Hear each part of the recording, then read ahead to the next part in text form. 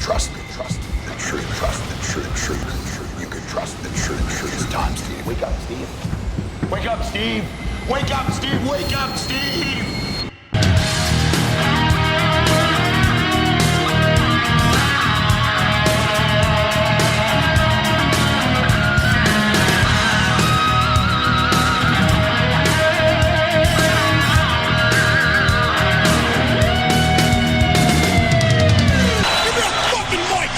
What is going on? Welcome to No Chill Promos. How y'all doing?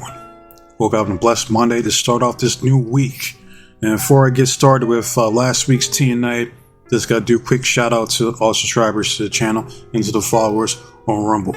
Now I'm at 305, I was at 306, and for some reason it fluctuates between 1 or 2 subs at just randomly. Just sub and unsub. It doesn't make any sense, but I don't know. But regardless, thank you. Thank you to over 300 subs on this channel, man. It's still nuts to me. I appreciate it, and I can't express that enough. And I do apologize for the late upload again, because I still gotta do Full Gear, because I fell asleep watching that shit, so I gotta rewatch it, then I gotta break it down on all that, and that'll come later today. And then over the weekend I was watching From, Arcane, and Yellowstone, because I found out Yellowstone was back. And I'm like, the fuck? Well, why did I not know this? So I was watching that over the weekend, so yeah, I'm caught up now. We'll knock this shit out, and I'll knock out the Full Gear review after this, alright? Get that shit up as soon as I can. But without further ado, let's get started. First match is for the Knockouts World title, alright? You got Alicia Edwards versus Alicia Slamovic, alright? And is there anyone that really thinks Alicia is going to go over here? I mean, anyone. Is there a soul out there that believes that Alicia had a chance in beating Masha here tonight? Nah, not one. So we're just going to fast forward to the finish, which is Masha hitting the snap package ball driver to Alicia for the 1, 2, 3. And this was like a hardcore match, if you notice, like the trash can and like a kendo sticks and all that shit. So after the match, we see Tasha Steele. She comes out, attacks Masha. Then we see the Juggernaut, Jordan Grace, coming through for the save. All right, and then DT's tension between the two, which hopefully this would be incredibly stupid for them to put the belt back on Jordan Grace. Most likely she's on her way out. All right, because I heard Josh Alexander, his indie dates end in January, so that means his ass is going somewhere. I can tell you that right now. He ain't staying in TNA, which sucks. It does. That's a huge loss for TNA. Apparently their Speedball is gone. Our PCO is gone. Jordan Grace is gone. She's as good as gone. She's basically in NXT as it is. All right, and then now we're losing Josh Alexander too. And I've heard there's I guess different reasons as why people are leaving. I mean, for Josh, I get it. He got fucked over, and he wanted to bounce, and he's done all there is to do in TNA. So him leaving makes sense, and I get that. Same with Jordan Grace. Was she a 3-time Knockouts Women's Champion? So those two make sense. Speedball leaving was kind of a shocker. Same with PCO, but it is what it is. I'm sure we'll see some new faces come 2025 here on TNA. But that's all that happened here, so we move on. Next, we see the Rascals with Kushida. They're talking about, growing up, idolizing the Hardys, and now they're talking about the tag team match with your boy Hammerstone, Jake Something, Trent Seven. And Zachary was talking about how, all of us were former multiple-time tag team champions, so this ain't nothing tonight. We got this. And prayers still for Chris Bay. Right, because I see these guys are rocking the Ultimate Finessers merch. Big ups to them. And hopefully we see Chris Bay back in the ring soon enough. Right? Well, we move on to the next match, and that's between Jody Threat from Spitfire versus Ash Elegance. Right? And these matches so far were decent. Alright, but I'm just going to fast forward to the finish, which is we see Danny Luna, her fine ass, knocks out Heather Elegance. Right? Which causes the distraction for Ash Elegance to hit the rarefied air to Jody for the 1, 2, 3. So Ash by Elegance. It's now 2-0 against Spitfire. And I'm seeing it now. Alright, like I was wrong with because I made a video about Ash by Elegance being like the next Knockouts champion, beating Jordan Grace. I was wrong. It was a good match, but I was wrong. But this time around, since Masha's a face, I can definitely see Ash by Elegance beating Masha to become the next TNA Knockouts champion. Alright, and I said this before in the past video, like you have Ash beating Masha, alright, Ash goes on her reign, and then you have Xia Brookside be the one that ends Ash's reign. Alright, that's what I want to see, because like it'll come full circle, alright, like she finally ends like the whole feud between her and Ash by Elegance, and that's what I want to see, me personally. But we shall see, alright? But we move on. Next, we get a promo from my nigga Mike Santana. Right, comes out, crowd's pretty receptive towards him. He says that, I made a promise to my baby girl at home, and I'm making a promise to all you people here. I'm putting Nick Nemeth on notice, because I will sit on the throne here in TNA and become the World Heavyweight Champion.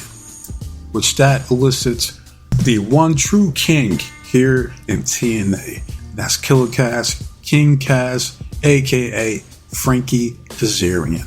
He comes out, he says, listen kid, the only throne you're going to be sitting on is some dirty ass toilet somewhere in the Bronx. Alright, because you see this color shot gauntlet, that guarantees me a shot at any title I want within a year. Crowd boos. Santana says, well, it looks like to me it's just a cheap, easy way to the top. While guys like me, guys in the back, they have to scratch, they have to claw every single damn week to make it to the top. And I'm letting Nick Nemeth know that there's a true number one contender that's coming after him. And since you're out here, I might as well bash that corny-ass trophy upside your head. King Kaz says, like, whoa. He's like, why don't you put that Caliente Puerto Rican temper of yours in your back pocket? Because I'll love nothing more to send your punk ass back to the dirty streets in which you came from. Alright, but I would be paying close attention to the World Heavyweight title match at Turning Point between Nick Nemeth and Eddie Edwards. Santana says, it's funny you mentioned Turning Point because it just so happens I don't have a match. So, Santino Morella, I know you like to come out here at random ass times, so why don't we have a match? Kaz says, like, don't listen to this dude. And Santana was like, shut your damn mouth. Alright, so what do you say, Fayetteville? Mike Santana versus Frankie Kazarian at Turning Point, so I could whoop that ass all over that building. Crowd champs, whoop that ass. What? Whoop that ass. Yeah, whoop that ass. Whoop that ass. I like it. Oh yeah, man. We got whoop that trick in NXT. We got whoop that ass here in TNA. Alright, and Santana says, now good luck with the Man Beast Rhino. Because come Turning Point, ain't no more running for your bitch ass. And then he throws the mic into the trophy. Completely and absolutely disrespectful. So there's so many ways. Alright, that leads us to our next match between King Kaz and Rhino. Another decent match for what it was, but I want to fast forward to the point where the crowd was chanting, you still got it. You still got it. There's a couple dudes out there, they're like, no he don't. I'm sorry, that shit had me dying. They're like, you still got it. No, he don't. No, the fuck doesn't. It's like, take his old ass home, please. Alright, but in my opinion, he does. Alright, he can still perform at a pretty high level, in my opinion.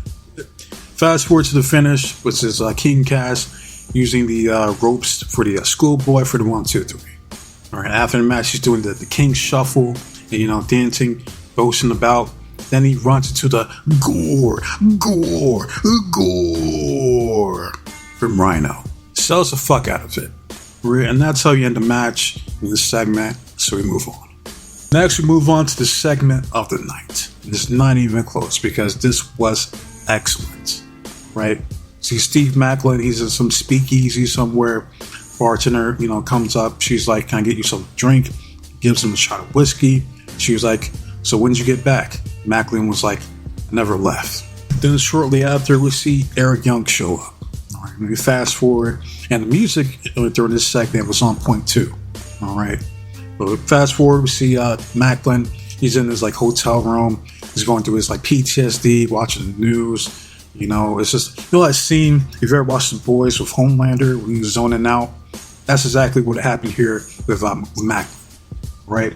And fast forward again, see Macklin talking with Eric Young here, similar to when Eric was going through his World Class Maniac run, which I sorely missed because that was fantastic.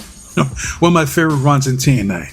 Right? Someone in the comment section, I forgot who it was, but they were talking about how it's like, what if Macklin is trying to get the World Class Maniac back? Well, sir, it's the opposite, which I'm all for. We're going to see the World Class Marine in Steve Macklin because that's exactly what's going on. All right, we see Eric Young. He was like, you know what time it is? You know where you are, Macklin? And he was like, sorta.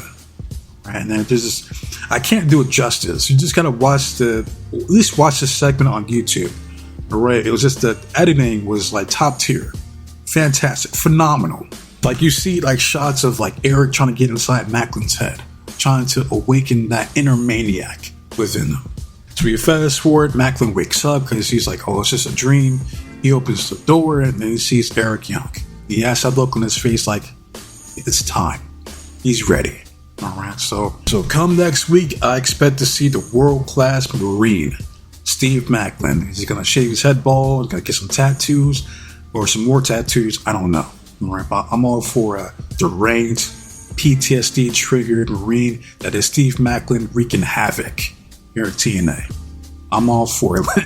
Let the chaos ensue. All right, you have my attention.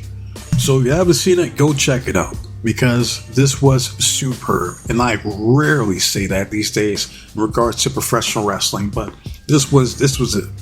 All right, this is how you introduce a new gimmick or a new character for a wrestler.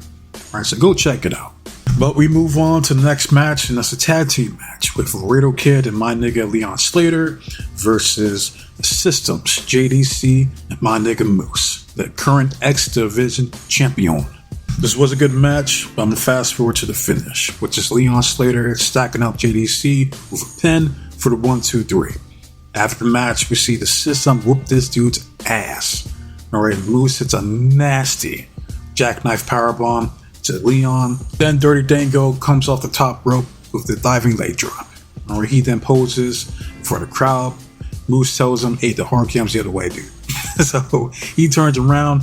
Laredo Kid comes, attacks him, steel chair, then attacks Moose as well. And that's what happened here, so we move on. And next, we get a promo from I Believe in Joe Hendry.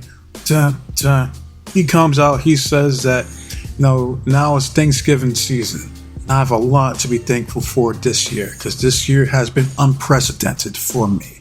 Because of all of you that believe in Joe Hendry. All right, and I can't let it go. I can't, because I came here for one reason and one reason only, and that's to become the TNA World Heavyweight Champion. Because I'm here to prove that no matter what the naysayers, the haters say, that anything is possible as long as you believe. And the crowd there in Fayetteville definitely believes in Joe Hendry. All right, I saw it happen here. So you move on to a promo backstage from the current TNA World Heavyweight Champion, the one-man Nick Nemeth. And he says, wow, people still believe in Joe Hendry, and that's all cool, that's all fine and dandy. All right, but I have to focus on Eddie Edwards at Turning Point because he's not going to be alone. Doesn't matter how good, how accomplished he is in TNA, the System never fights alone. So you could bring Brian Myers, you could bring JDC, you could bring Moose, you could bring Alicia Edwards. None of them matters because the one man will go out there and prove why he is the show off every single night and why I am the TNA World Heavyweight Champion. This title isn't going anywhere. That's basically all I said here, so we move on. Next, we get a squash match between Savannah Evans, who's been on beast mode since she's been back, versus some random jobber named Brittany Jade. Maybe I've seen her before. She looks kind of familiar, but I don't know. But she kind of reminds me sky blue mixed with someone else. I can't quite pinpoint it. But she was looking good out there. I don't know about the tattoos, but she can get it. And Savannah ain't too bad herself, but I digress. Fast forward to the finish.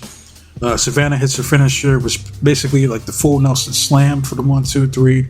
Too easy. Savannah goes over. Alright, so they're trying to book her like a monster. And eventually they're going to have a match between her and Lei Ling Lee. Alright, at some point. We move on backstage. We see the Juggernaut, Jordan Grace, and the current TNA Knockouts World Champion, Mother Russia Slamovic. Basically, Masha said she wants to find out who the better woman is. So at Turning Point, it's going to be a 2 out of 3 falls match. Jordan accepts, and she said, I'll text you later. Which leads us to the main event, which was the match of the night because the crowd was going crazy for this match. Right? We see a 6-man tag team match of What's My Name? Something. Jake Something, your boy Hammer, Alexander Hammerstone, and Trent Seven versus Ace Austin from ABC and the current TNA Tag Team Champions, the Hardy Boys. Alright, I'm going to fast forward to the finish, was basically Trent Seven hitting the low blow on Ace Austin. He was trying to go for the fold, which is his finisher. Picks his ass up for the Burning Hammer for the 1, 2, 3. Right after the match, Hardy Boys tried to attack him, but we see Hammerstone and Something coming in for the save. Alright, and the crowd was chanting, "Get the tables, get the tables." But there were no tables because we see the Rascals coming in and Kushida to save the Hardys and Ace Austin. They shake each other's hands for their upcoming match at Turning Point, which is on Friday. And that's it. So what happened last week for TNA. So let me know your comments, your thoughts on last week's episode of TNA, your favorite moment, your favorite match, all that good stuff. And I forgot to mention, I know some of you aren't sold on Mike Santana as world champion, but I said this before, it's only a matter of time. He has all the tools to be a world champion. Is he there yet?